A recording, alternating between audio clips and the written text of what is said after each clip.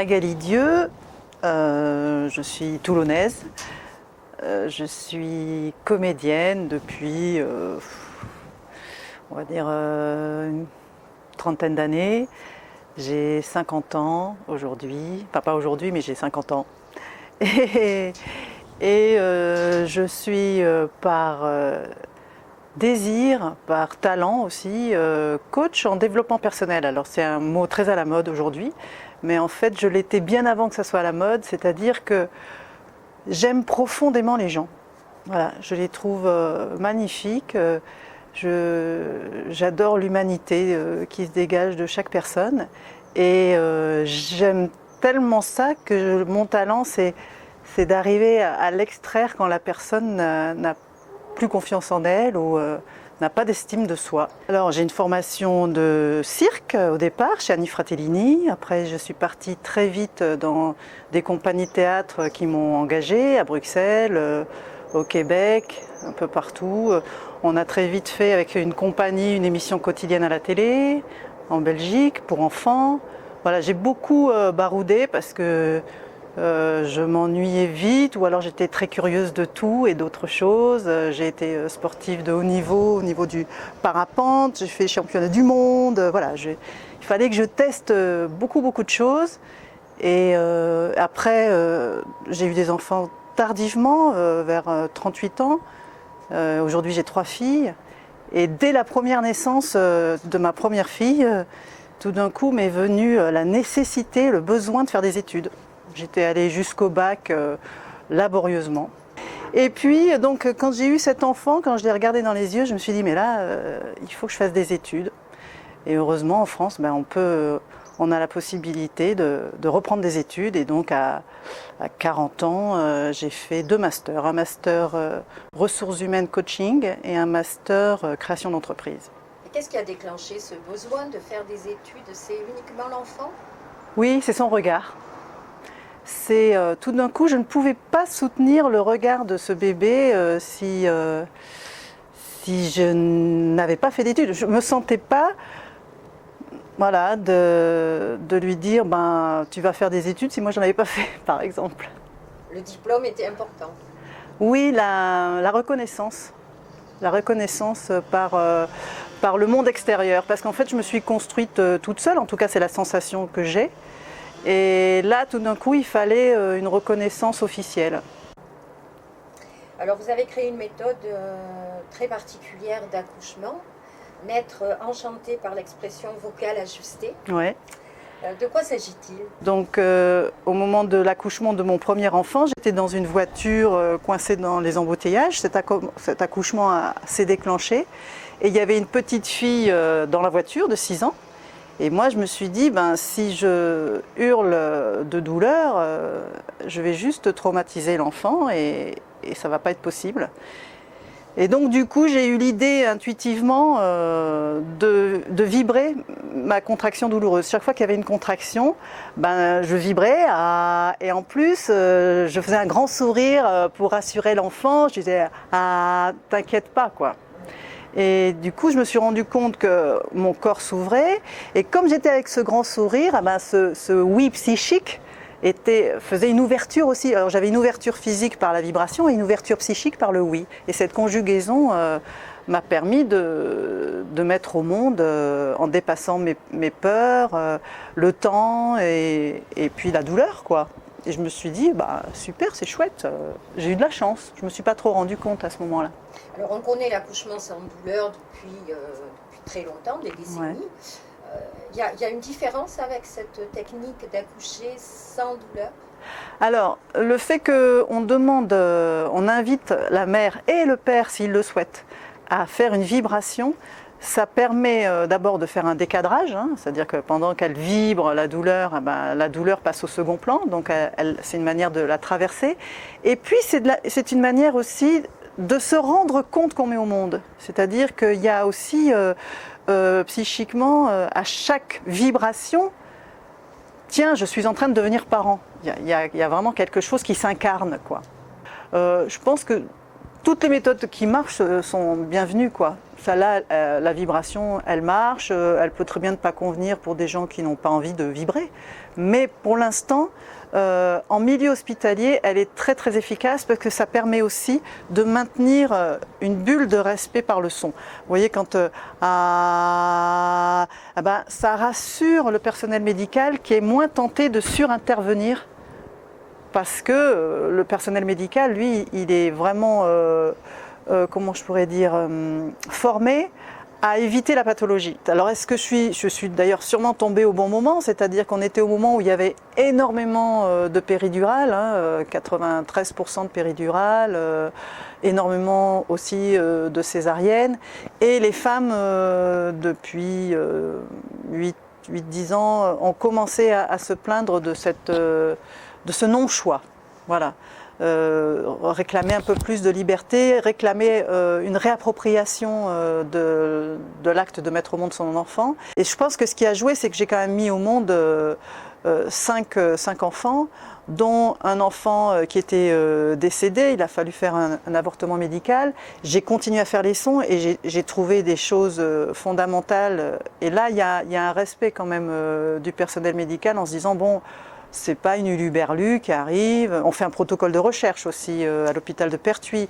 On scientifise le plus possible les résultats. Donc il y a une approche quand même éminemment sérieuse qui fait que bon, je reçois beaucoup d'avis positifs et de soutien. Ouais. Vous savez combien d'enfants sont nés par cette méthode? Actuellement, il y en a à peu près 200. Il y a 200 bébés enchantés. C'est un accouchement facilité pour la mère. Est-ce que l'enfant ressent aussi ces vibrations? Alors lui, il les ressent d'abord parce que tous les 5 sens sont présents à partir du 6e mois. Donc quand il sent la vibration, quand il entend la vibration, vraiment il nomme. S'il est, par exemple, un couple arrive en séance, si l'enfant est agité, si le couple fait la vibration, il se calme. S'il est un peu calme et qu'il y a la vibration, il fait toc-toc. Enfin, il y a vraiment un lien. Et là où on s'est rendu compte de manière totalement inopinée, parce qu'on ne s'y attendait pas, c'est que les 200 couples qui ont mis au monde leur enfant de cette façon nous envoient, enfin pas les 200 couples, mais beaucoup de couples nous envoient après la naissance une petite vidéo où quand l'enfant en fin de journée peut être un peu fatigué, un peu irrité, donc il a des pleurs de fatigue. On les voit, ses parents, le père particulièrement parce que les vibrations graves passent mieux. Il regarde l'enfant, il lui fait la vibration qu'ils utilisaient pendant la grossesse et l'enfant se calme complètement. Alors justement, est-ce que les pères ont un rôle actif dans cette méthode? Alors ils ont un rôle fondamental, mais ils ne sont pas obligés. C'est-à-dire que le rôle fondamental commence déjà à partir du moment où ils autorisent leurs femmes en milieu hospitalier à vibrer. Parce que très souvent, elles se sont entraînées et elles arrivent en milieu hospitalier et elles n'osent plus. Parce qu'elles sont hyper impressionnées, ce qui est tout à fait normal. Et là, leur rôle premier, c'est de dire « vas-y, vibre ». Déjà, ils ont fait leur boulot. C'est-à-dire qu'on les invite à être protecteurs et soutiens de leurs femmes. Et la préparation commence à partir de quand ?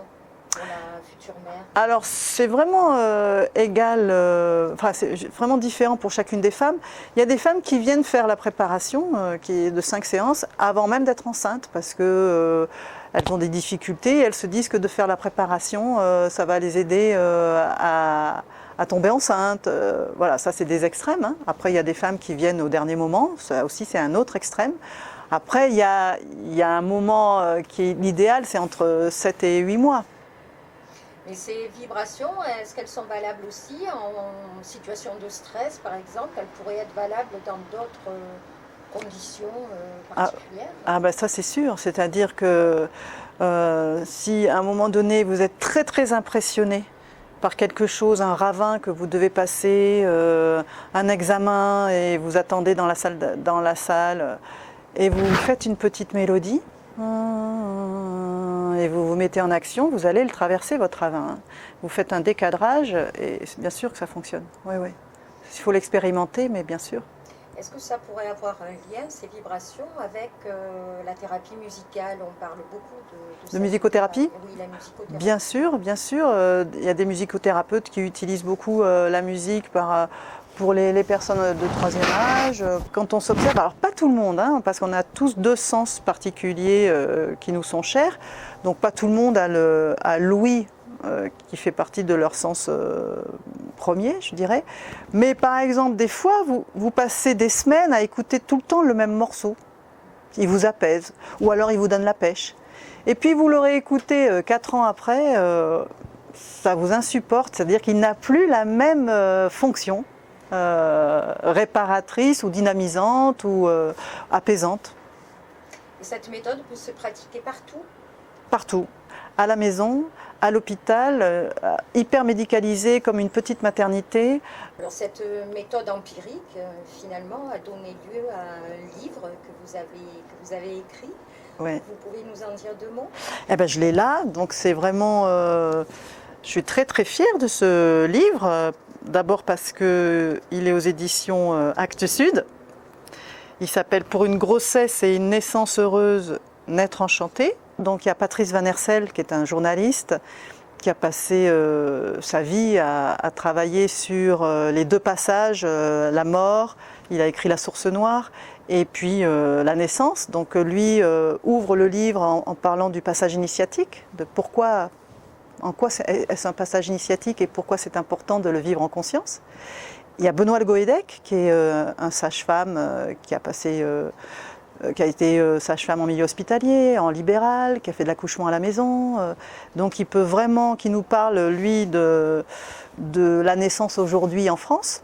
Et puis moi j'arrive sur pourquoi cette approche, qu'est-ce qu'elle amène. Elle amène une parentalité très joyeuse pour le couple.